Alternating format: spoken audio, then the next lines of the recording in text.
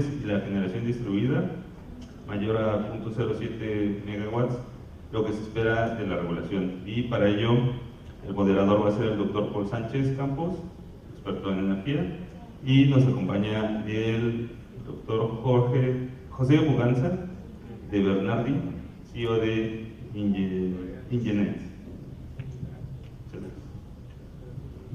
Hombre, pues muchas gracias por la oportunidad de platicar con ustedes y ya sé que están cansados, a lo mejor ya después de la comida, si no se rinde el chiste ya sabemos que tienen prisa. Sí. Pero pues lo que queremos hacer es hacer una plática más ligera, hacer una especie de conversatorio, creo que si estás de acuerdo, y tocar el tema pues, de generación distribuida, ¿no? Sabemos que ese es el tema que nos interesa, generación distribuida, y este aumento que pasó de 0.5 a 0.7 relativamente hablando.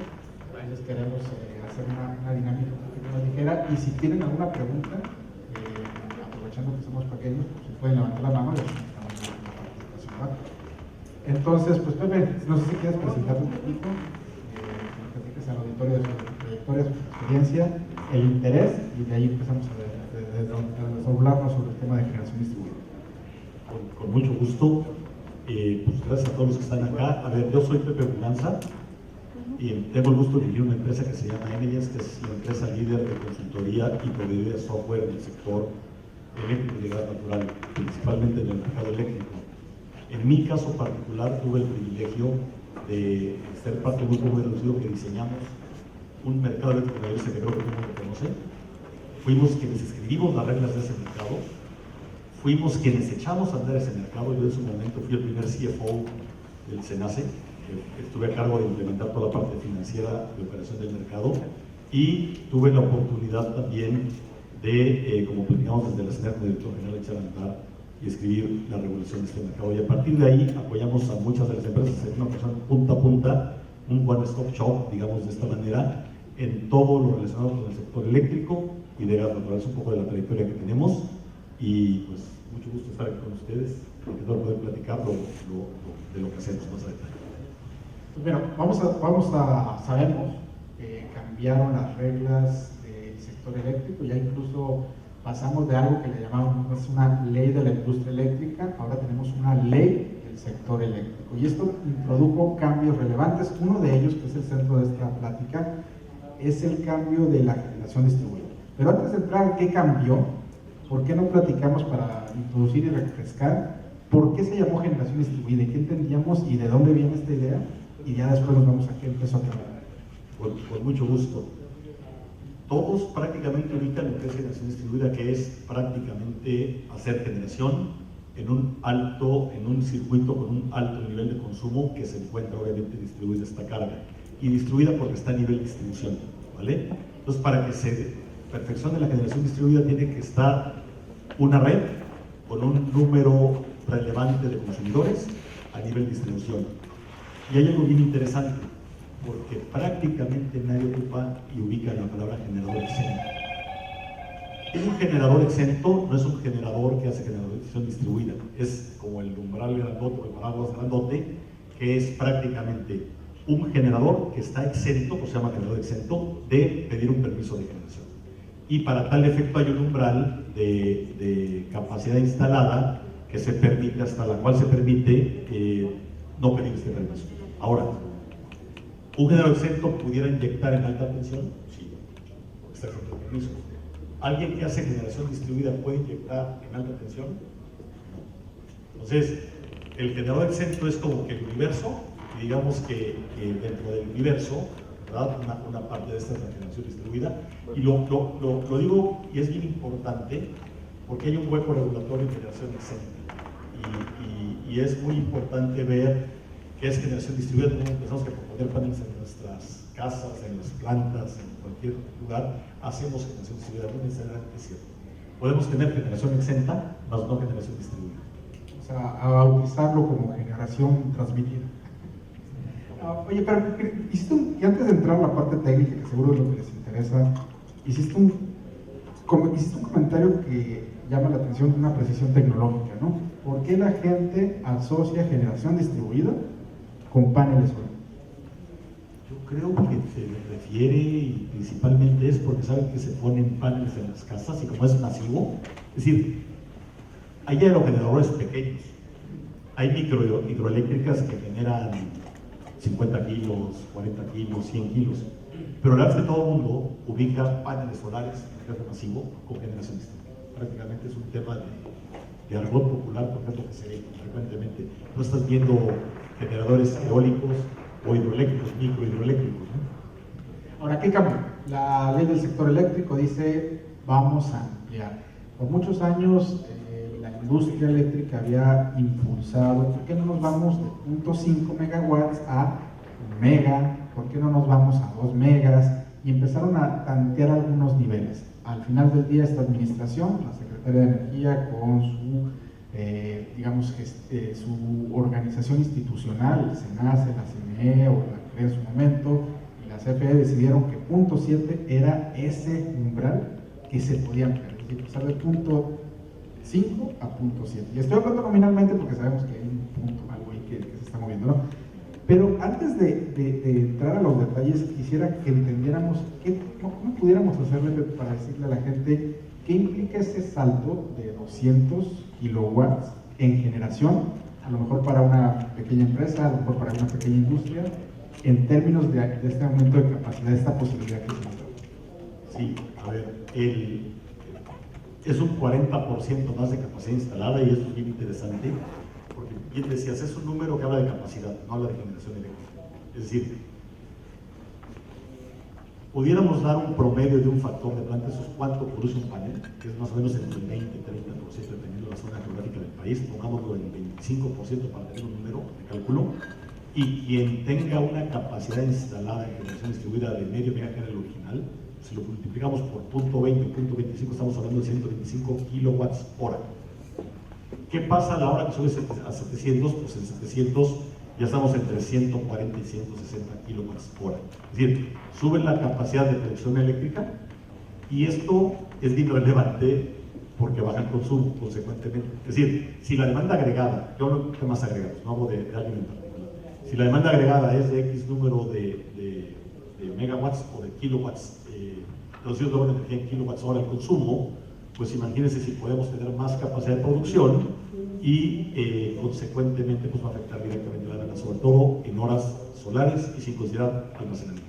Y nuevamente porque la gran mayoría de generación exento distribuida viene de paneles.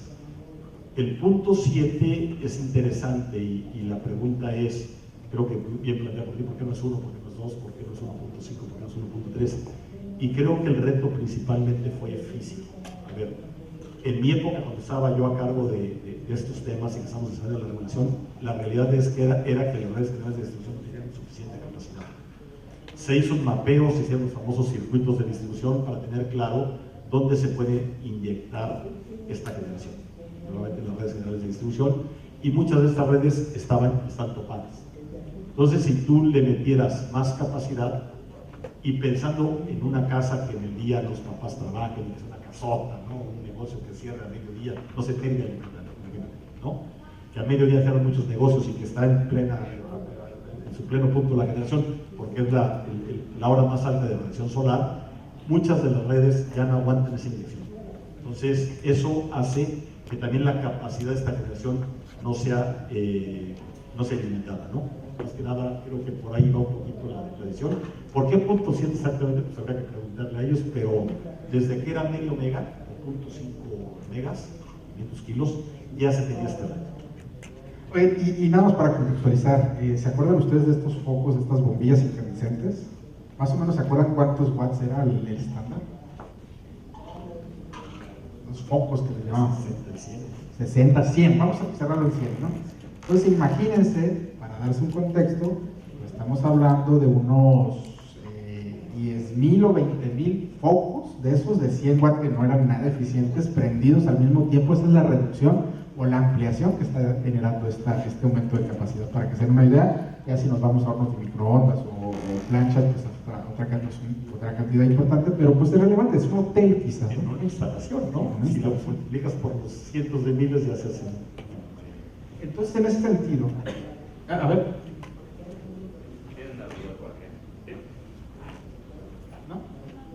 Ya me había emocionado, pero bueno, si tienen alguna duda ya saben, ¿no? Ahí entren sin preguntar. Pero es para darles un contexto de esto que nos señala Pepe. O sea, imagínense hoteles, imagínense industrias que empiezan a bajar su consumo porque se empieza a aumentar esto. Ahora bien, ¿es para todos el punto 7? ¿O qué tipo de instalación o qué tipo de usuario puede beneficiarse de este punto 7, partiendo de que están en cero, para poner esta cantidad de paneles solares o algún otro esquema y beneficiarse de la generación distribuida? Sí, pues prácticamente todos, es la respuesta. No hay quien no lo pueda hacer. Y nuevamente, el generador exento por definición es toda persona física y moral que pueda tener y construir, por decirlo de alguna manera, desarrollar una central eléctrica, porque son centrales eléctricas, hay que tener su nombre, con capacidad pequeña, menor a 0.7 megawatts, y que no requieren permiso. Entonces, prácticamente todo el mundo lo pudiera tener, nada más hay que tener cuidado con ciertas reglas si la central va interconectada, porque si queremos poner esa central y no vamos a consumir esa energía, pues va a ser inyectada. Entonces, tiene que tener nuevamente la red, capacidad para recibir esa energía, y para eso hay que hacer ciertos estudios y cierto tipo de procedimientos. Excelente, entonces creo que ya más o menos partimos de un marco común. Ya tenemos nuestra introducción, algo ya existía, algo introdujo esta ley del sector eléctrico y esto es lo que tenemos actualmente, pero está enunciado. Ahora justo de esto se trata el panel. ¿Qué es lo que falta? ¿Qué es lo que nos falta por regular o dejar de regular para poder aumentar, o qué podemos esperar de los siguientes regulaciones, disposiciones administrativas, algunos elementos de interconexión, modelos de contrato? ¿Qué es lo que tú ves en el futuro, Pepe, respecto a cómo va a aprovechar el Estado mexicano este cambio y este aumento para fomentar, se empieza a adoptar más este tipo de tecnología, ¿no? Con mucho gusto, y veo que muchos son estudiantes y les voy a decir qué veo que va a pasar y prácticamente puedo apostar que va a pasar. A ver, voy a dar un poquito de contexto y decir qué falta. Y alguien decía en la reunión pasada que el desarrollo tecnológico está comiendo la regulación en velocidad, y no puede estar más cierto ese comentario. Es algo que yo promuevo mucho. A ver, dos cosas básicas y algo más de visión a futuro y estratégico, porque creo que a ustedes les va a tocar, para ser profesionales muchos, esto, y es una gran área de oportunidad de negocio. Hoy yo comentaba que la generación exenta es distinta que la generación distribuida. Ciertamente no hay reglas sobre generación exenta en alta tensión. ¿Cuáles son las reglas para emisión? ¿Cómo se van a conectar? ¿Bajo qué mecanismos se van a pagar? ¿Bajo qué criterios? Etc. Hoy no existen esas reglas. Existen reglas de pago en generación distribuida de 3 esquemas que estás con suministro básico, que también se tienen que modificar, a mi parecer, porque hay subsidios que no tienen que existir porque las ineficiencias se están poniendo ahí. ¿Qué es un subsidio? Pues resulta que si yo genero una hora barata y tengo un banco de energía, me lo pueden pagar en una hora cara, y eso no debe existir. Los propios sistemas tienen que pagarse por sí solos y por condiciones de mercado tienen que mirar. Pero lo más importante es inevitable, y quien no cree en esto hablamos en 5 años, es inevitable que la generación a pequeña escala no crezca dramáticamente. Inevitable. Va a crecer sí o sí aceleradamente esa generación. Hace como 3 meses estuve en el Senado y fue muy interesante porque 2 senadoras le pedían al gobierno que por favor le diera apoyo a los hogares de bajos recursos para que pudieran, hicieran paneles, etc. Yo le contesté cuando fue mi participación, decía, no tienes que pedir nada, nada más dejen que las cosas pasen. Porque ¿han visto cuánto va a valer un megawatt o 1 kilowatt de capacidad instalada en un panel? Convertido en energía en 5 años, 6 años a partir de ahora. Para los centavos de dólar. Casi gratis. ¿Por qué va a ser casi gratis? Porque hoy hay un gran avance tecnológico que está haciendo que la manufactura a través de dark manufacturing, de edificios que están apagados y que están perfectamente robotizados y automatizados, haga que el costo variable de producción de esos paneles se vaya casi a 0. Hoy ya hay empresas que están buscando, empresas particulares, más barato pagando que la CFE, buscando poner casi 1 millón de paneles solares. No requiere subsidio, solamente requiere que las cosas pasen. ¿Y qué se requiere para que pasen? Se requiere crear las condiciones regulatorias para que ocurran. Ya ganó la tecnología, ganó la tecnología porque ahora los paneles son mucho más eficientes. mismo tamaño, más generación eléctrica. Son mucho más baratos, vienen la caída de precios radicalmente. Y pues sí, me sale más barato poner un panel que pagarle a la CFE mi luz, ¿no? Mi energía, pues voy a hacer, todo lo va a hacer naturalmente. Y a ver quién haga esto ahora. La pregunta del millón es, ¿cómo controlo esto? Y B, todos esos excedentes, ¿cómo los gestiono? Hoy Reino Unido, hoy el sistema operador de Nueva York, Estados Unidos tiene varios sistemas independientes. Así como México tiene un SENACE, un operador, allá hay distintos operadores. Uno se llama MISO, el Midwest Independent System Operator, está ERCOT, que es el de Texas, está el CAISO, que es el de California Independent System Operator. Hay uno que está en Nueva York, que se llama NYISO, que es el operador de Nueva York. Hoy Nueva York, en muchas horas del día, tiene agregadores minoristas, al igual que Reino Unido, los cuales en vecindarios recogen toda la energía de la generación distribuida, generación exenta, y la ofertan al mercado. Y hay esquemas de contraprestación de eso. Quien dude que eso va a pasar en México, la verdad es que está fuera de onda, porque yo creo que va a poner sí o sí, es inevitable. Insisto, es un tema de costos. Si a ustedes les sale gratis prácticamente de 8 años poner paneles en su casa, ¿le van a pagar a la CFE o van a poner paneles? Es un no-brainer. O sea, no sé que ser muy inteligente para ir a comprar un panel y ponerlo, ¿no? Y eso va a ocurrir, yo creo, sí o sí. ¿Y qué faltaría ahí? Pues imagínate toda la regulación que hace falta para que esto ocurra. Es decir, falta un mundo de regulación y bien importante. El SENACE, que es el operador del sistema, ¿cómo va a monitorear todos esos agregadores minoristas? Vamos a llamar así, un mercado minorista que ya existe. Si se meten a los mercados que les platico, ya existen, no es algo que va a pasar, ya pasa. Entonces, imagínense la granularidad de información y la cantidad de data que manejas para poder operar todo eso en el mundo real como el SENACE, para que el sistema oferta y demanda esté equilibrado y el sistema realmente sea confiable. Confiabilidad es que esté demanda con generación, obviamente, balanceados. Imagínate para generar instrucciones y para generar eso. Porque es un punto de tecnología y un punto de reglas para que opere perfectamente bien. Justamente ChatGPT me está preguntando si ves cómo se integra la parte de inteligencia artificial en ese nivel. A ver, es muy interesante por esto, y es inteligencia artificial y mucho desarrollo tecnológico. Y vamos a seguir un poquito más dinámico esto. ¿Quién ubica lo que es un sistema de comercio de emisiones? Que levante la mano, por favor. Bueno, ¿quién ubica que eso, que se llama sistema de comercio de emisiones, nació en una ley que se llama transición energética, hace previamente 8 años, en el 2017? La ley del 2017, la ley de transición energética, dio nacimiento, yo voy a llegar a inteligencia artificial por todo eso que les voy a decir. Ley de transición energética da nacimiento a la Ley General de Cambio Climático. La Ley General de Cambio Climático da nacimiento a un sistema de comercio de emisiones. Y eso es súper importante porque vienen muchas áreas de oportunidad para todos los jóvenes, muchas, si se ponen abusados.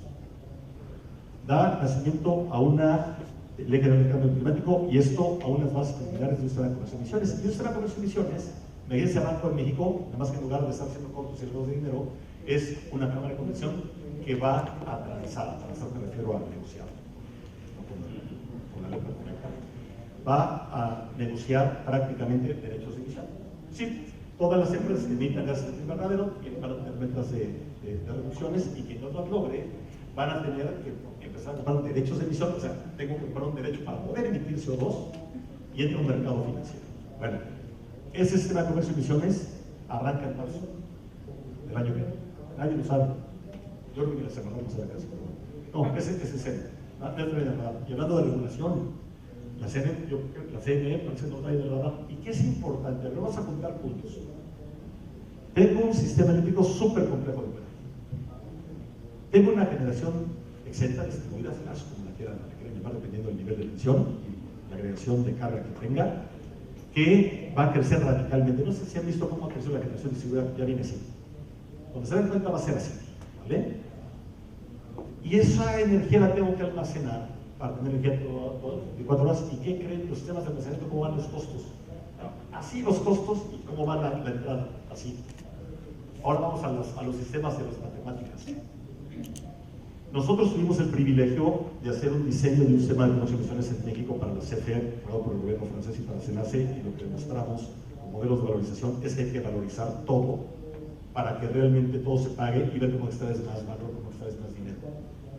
El mundo es de dinero, todo se paga con dinero, ¿sale? No con sueños, con dinero. Se puede recabar dinero, se pueden conseguir fondos, pero la inteligencia y estos sistemas dan la oportunidad de que eso ocurra. Entre más seamos mejores, más diligentes y conocedores en algo, vamos a poder usar la tecnología que al final del día va a crear un beneficio social y personal. Todo es un tema de mercado, por eso es un mercado de equilibrista. Y nuevamente, sin petición de los precios, se acomodan las condiciones igual. Ahora, tenemos un sistema de comercio de emisiones, tenemos almacenamiento, tenemos generación distribuida, tenemos generación a gran escala y tenemos eficiencia energética, que también hay que tenerlas súper duras a partir del año que entra de reporteo y de monitoreo de cualquier proceso. ¿Qué pasa para poder optimizar esto? ¿Cómo valorizo? A ver, ¿cómo valorizo todo esto? Pues tengo un modelo de valorización que tengo que decir, cada device me cuesta hacer cierta cosa y puedo tener ingresos de diferentes formas. Venta de energía, reducciones de consumo y reducciones de emisiones que venden derechos de emisiones en un mercado financiero de CO2, internet de derechos de emisiones. ¿Qué pasa si todo eso lo meto en un modelo y me doy cuenta que puedo hacer un chorro de lana y pagar devices con cosas que ahorro aquí? Ejemplo, por quitarme un derecho de emisión que yo sé que va a valer $18, me puedo financiar un sistema de almacenamiento. Bueno, ¿cómo meto todo eso en la licuadora y lo mezclo y puedo sacar data y saber cuál es el resultado de una optimización? ¿Creen que es fácil? ¿Cuántas mediciones incominutales, emisiones incominutales creen que existen? ¿Cuántas miles, cientos de miles de millones de datos creen que hay que procesar? Requiero equipos inteligentes de monitoreo. Requiero equipos inteligentes para poder hacer evaluación, para poder hacer esta valorización sí o sí. Y mucho más sofisticado cuando lo voy haciendo en tiempo real, porque además, pues tal vez tengo generación, etcétera. Tal vez soy un agregador y me conviene en ese momento almacenar, porque ¿qué creen? En ese momento el precio que van a pagar está bajo. Tengo que reaccionar así. Entonces, almaceno. Y entonces, cuando yo pueda determinar con predicciones que el precio va a estar alto, suelto para ganar más lana. Sí, estamos viendo cómo ser mejores en nuestro negocio. Toda la información que se va a manejar de todas las fuentes, ¿no? Hoy de generación y de ahorro, porque tampoco metí en la licuadora generación recursos de demanda, perdón.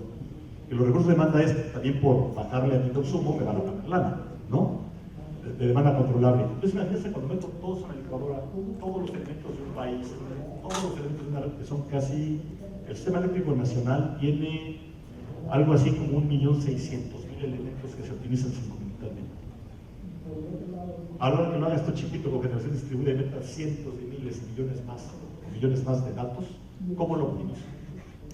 Pues yo no sé qué está inteligente, pero requerimos sí o sí desarrollar herramientas y principalmente inteligencia artificial para que esta predictibilidad sea mucho más precisa, ¿vale? Que sea llevada a cabo de mejor manera y que los sistemas vayan aprendiendo de todo lo que son las propias tendencias de los consumos, estacionalidades, elementos, etc. Entonces creo que hoy va a ser un elemento súper importante para todo esto y se está volviendo un mercado tecnológico. El mercado energético al final del día se va a volver tecnológico. No sé si los contenidos es un chorro de información, pero viene un mundo de oportunidades. Y mira, para ir delineando un poquito hacia las conclusiones, me gustaría poner dos preguntas. ¿Hay alguien aquí que sea de CFE? A ver si puedo hablar libremente. ¿Cómo una empresa tan grande como CFE entonces puede adaptarse también a entender que el consumidor no es un derechohabiente? Es decir, no es alguien que le hago el favor de darle energía, sino es alguien que está consumiendo y que es un cliente al que tengo que garantizarle cierto nivel de servicio y también que puede colaborar conmigo en esta parte, ¿no? En reducir la demanda y en entregar energía. ¿Crees que la CFE tiene esa flexibilidad o qué tendría que dotarle la CNE, la CNER y el SENACE para que pueda ir generando y siendo un actor que a veces se ve como muy anquilosado, ¿no? Muy difícil de moverse? de gobierno aquí. A ver, después de lo que realmente creo. Yo soy un agente de libre mercado. Mi formación es científica de libre mercado, ¿vale? Mi background es bien financiero. Entonces, ¿qué creo?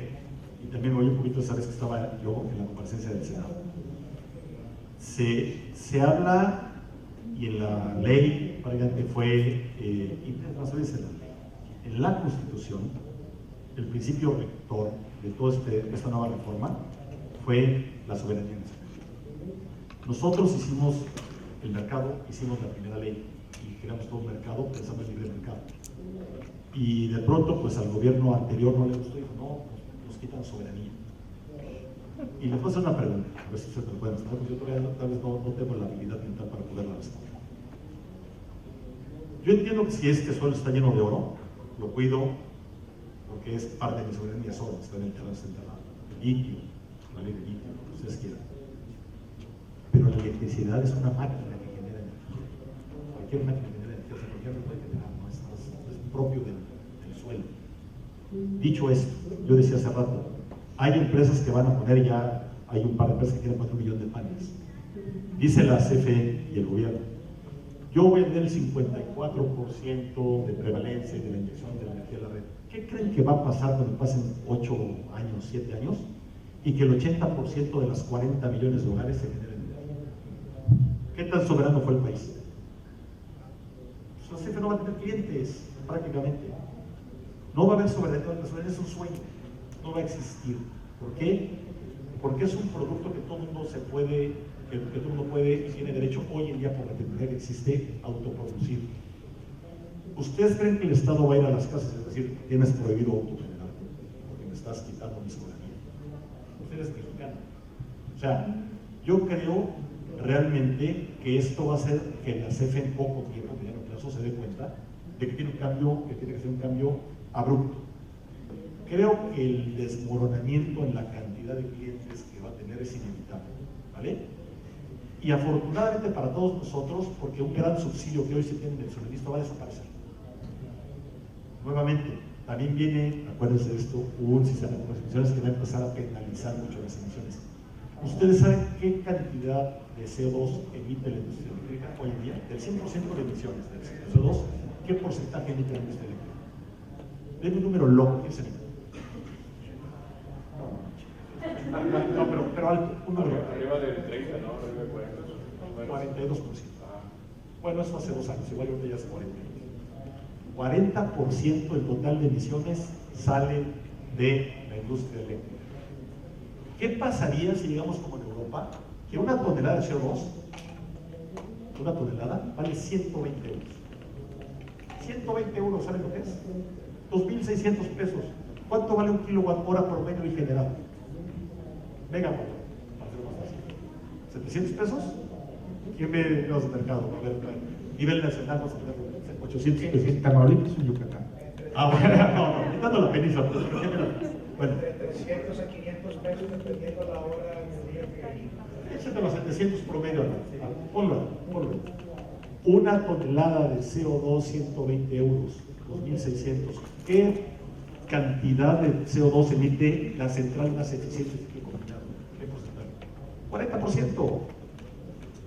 40%, o sea, digamos que de esa tonelada que costó $120, hubiera costado 60. Mucho más caro la emisión de CO2 que la emisión eléctrica. ¿Qué creen que va a pasar cuando este sistema de comercio de emisiones es sistema duro? ¿Qué va a tener que hacer la CFE para no pagar una fortuna que le va a quedar un dueño financiero 10 veces más grande que la propia generación actual vía subsidio? Bueno, todo esto yo puedo casi apostar que no ha sido realizado por la propia CFE. Va a ocurrir sí o sí. Nuevamente, ¿qué creen que va a pasar con la operación de la propia CFE subsidiando tarifas? No se va a poder hacer. Va a tener un costo de operación extremadamente alto a la hora que se junten todos estos puntos sí o sí. Y los precios de los devices, para no ponerle fotoceldas o aerogeneradores, y bien importante, toda la tecnología que hoy se está desarrollando para hacer esa transición energética, para descarbonizar el planeta, que casi es la mitad, que va a salir en las cadenas de suministro. ¿Creen que hace sostenible la operación de una empresa que no es rentable, y aunque fuera rentable, cuando cada quien se puede generar energía que va a ser mucho más económico, pues va a haber un cambio de paradigma absoluto. Creo que la CFE debe de empezarse a preparar para eso, y me da gusto en alguna ocasión, hace como un año, escuché a alguien de la CFE dando una conferencia que decía, es inevitable que venga la generación distribuida que crezca radicalmente. Y ya le cayó 20 ahí adentro, ¿no? Yo creo que todavía no creen lo acelerado que va a ser, y todavía creen la pérdida de clientela tan dramática que va a existir. Les voy a contar algo que quieren antes de saber el comentario, porque es bien importante. Todo proceso disruptivo, todo, de cualquier industria, de cualquier mecanismo, tiene una fase que se conoce como la fase de riesgo y la fase de selección. Cuando se desarrollaron los coches eléctricos, nadie quería los coches eléctricos, iba así acostadito, acostadito. Pero cuando hace el punto de inflexión, se acelera radicalmente. Quien no está en la ola, murió.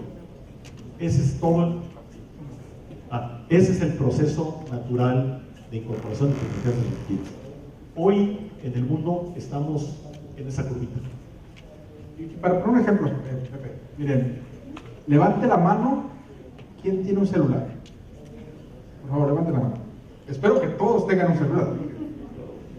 Y mantenga la mano levantada el que tenga un celular que todavía tenga teclado, así como el Nokia ese de la culebrita. Ya no lo tienen, ¿por qué? ¿Y cuándo fue la última vez, piensen, que tuvieron un BlackBerry o uno de esos celulares de teclado? ¿Qué año más o menos de hecho? ¿10 años? ¿15? Imagínense la velocidad de adaptación de una tecnología que en menos de 10 años ya pobló toda esta área. Si hubiéramos preguntado esto hace 10 años, hace 8 años, posiblemente habría unos 50% levantado. Y más importante, todo el mundo tenía un BlackBerry y tal vez 2 o 3 años después nadie lo tenía.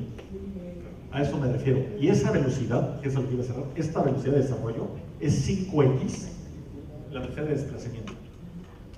Y se está cortando. Es decir, si tardo 20 años desarrollando tecnología, cuando se da el cambio, en X, o sea, en 4, se desapareció la tecnología anterior, se radica la tecnología. Eso ocurre y está ocurriendo cada vez más rápido, porque cada vez el avance tecnológico lleva menos tiempo. Se está exponenciando. Lo que era 5x contra x, posiblemente se va a volver 3x contra, no sé, un 30avo de x, ¿no? Es decir, se va a hacer el descubrimiento súper rápido, porque además se están automatizando los procesos y eso está haciendo que los costos de desarrollo se exploren dramáticamente. El cambio tarda porque el cambio tecnológico normalmente cuando sale de nueva tecnología sale caro, es lo que se abarata, pero se van a cortar esos tiempos. Y fíjate, muy interesante esto que pones en la mesa, porque ¿qué es lo que pasa cuando entra una tecnología cara? Normalmente la empresa empieza a tratar de financiar eso, ¿no? Una empresa como Telcel, no decir marcas, pero usted empieza a dar un plan para que puedas poner el teléfono. Entonces, ¿hacia dónde? Y eso no era una crítica hacia CFE, sino más bien hacia pensar qué es lo que tienes que hacer para transformarte, qué es lo que estaría haciendo lo que hizo el FIDE cuando empezaron estos focos a reemplazar los incandescentes. Por eso empezamos por ahí. ¿Cómo te ayudo, usuario consumidor, a que me eches la mano también tú para que mi sistema sea más ágil? Y voy a seguir contigo porque tengo las redes, tengo el sistema, el monitoreo ya no, eso lo tienes que hacer, pero soy una parte relevante, no desaparezco, me adapto y me voy haciendo parte del futuro. Y siento que ya estamos llegando hacia el final, por la cara del mismo de los organizadores, pero no sé si antes de cerrar y antes de darte la palabra para cerrar, Pepe, alguien tenga una duda, alguna pregunta que quieran hacer sobre el tema de generación distribuida, y si quieren ya con eso vamos.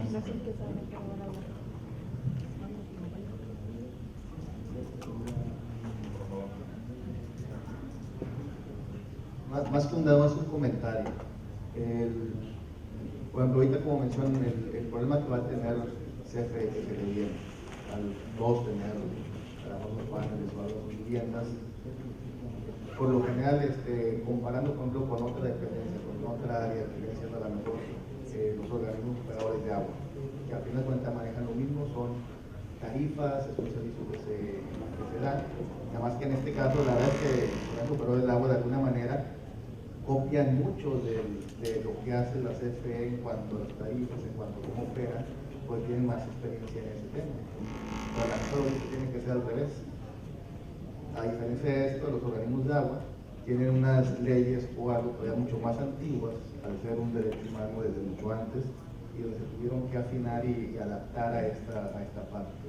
¿Qué es lo que sucede? Tú estás en una ciudad, tú puedes tener a lo mejor tu pozo de agua en tu casa. ¿Y qué va a pasar? La red del organismo operador de agua, al todos tener sus pozos de agua, que viene siendo su generación distribuida, empieza a tener problemas porque la tarifa la calculas en todo el sistema. Entonces, al no tener eso considerado, ¿qué es lo que se aplicó? Dice, bueno, las tuberías, las líneas como quiera pasan por tu terreno, por tu predio, entonces por ley tú estás obligado a pagar una cuota mínima, consumas o no consumas el agua, esté habitado o no esté habitado el terreno, tú tienes que pagar porque es un mantenimiento que ya está de alguna forma estimado en la tarifa en concreto desde el inicio. Entonces sí, tú puedes tener tus cosas y consumir ahí si quieres, pero como quiera tú pagas un mínimo por estar ahí y la tarifa varía por diferentes temas. En este caso no lo aplica así, no se va a aplicar así. ¿Por qué? Porque te deshaces, quedas exento a la hora que tú tienes tu consumo de energía eléctrica, y es donde vienen pérdidas para el sistema eléctrico en este caso. Igual, cuando llegan empresas y se plantan y le pegan a este monopolio, porque ellos empiezan a generar energía, hacen lo mismo. Igual los mantenimientos y todo nos pagan igual. ¿Por qué? Porque no se calculó la tarifa para poder tener esas excepciones.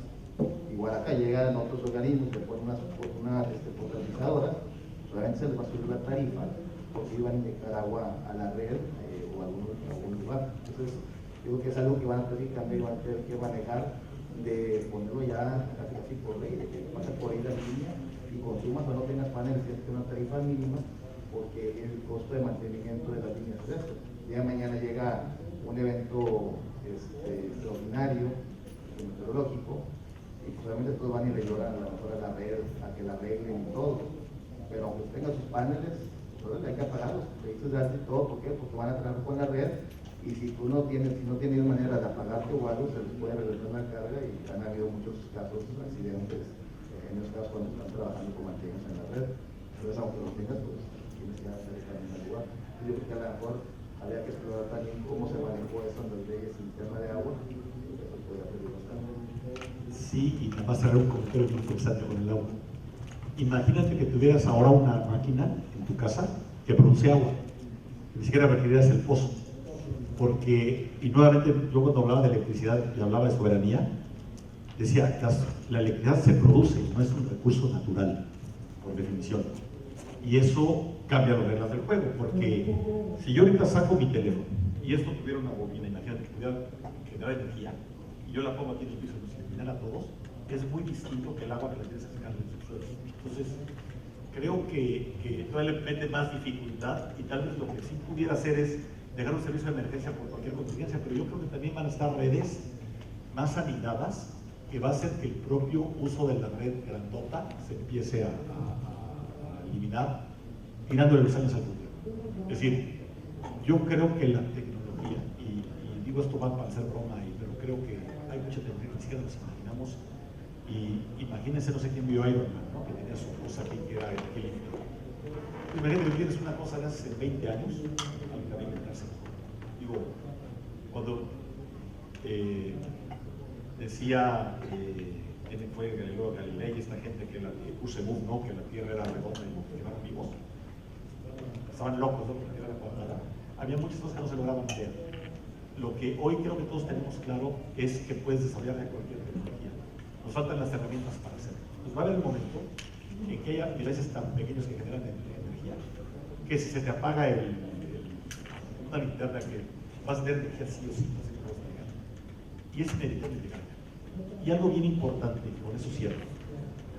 Hoy la energía tiene un costo, porque cuesta producirla. ¿Por qué cuesta producirla? El porcentaje altísimo, vaya a ver, de los 50 y tantos megas de demanda máxima que tiene el sistema, en la hora pico, es más, quitemos de la noche, prácticamente no hay generación solar, prácticamente todo se hace con generación térmica. Esa generación térmica significa que yo tengo que tener un combustible primario para producir energía eléctrica. Y vamos a pensar que son los ciclos combinados. Tengo que traer gas. Traer gas significa que tuve que desarrollar un ducto, tuve que desarrollar un pozo. Tengo que sacar ese gas que me costó de producción, tengo que transportar el gas y ese gas tiene un precio, ¿vale? Lo que fuera, él dice que fuera. Pensemos que es gas de Houston Ship Channel y que vale $3 el millón de veces. Y que la máquina tuviera una eficiencia técnica de 7, que te cuesta $20 por producción, sin mano de obra, sin costos más producidos. ¿Vale? ¿Qué pasa con los recursos renovables? ¿Cuánto cuesta la radiación solar? Afortunadamente no nos cuesta todavía traer la solar a la tierra, es cero. ¿Cuánto cuesta el aire? Cero. Eso se llama abundancia energética. ¿Cuál va a ser el costo de generar energía cuando esos devices sean prácticamente súper baratos? Cero. No va a costar generar energía. Hay abundancia infinita para producir energía y va a haber. Y esto lo que va a hacer es que el costo marginal de energía tienda a cero. ¿Qué va a pasar cuando eso ocurra y las plantas que hoy ya tienen una gran cantidad en China? A ver, yo estudié una maestría en una universidad que se llama Stanford, que es pionera en desarrollo tecnológico. Y estuve en un reconocimiento hace como 2 meses y fui y me metí al laboratorio de robótica. Hay muchos procesos casi imposibles de pensarse. Yo vi los procesos experimentales, ya no se hacen robots, cosas que no van a poder hacer. ¿Qué va a pasar y qué se espera que pase en X años? ¿Cuál creen que se espera que sea el costo horario, el equivalente al costo hora hombre de producción con estas máquinas? Dicho por gente de la escuela David Packard de tecnología. ¿Cuál es el costo hora hombre? 10 centavos de dólar, 2 pesos la hora.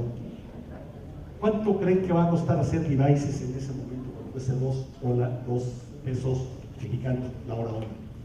Hacia allá vamos.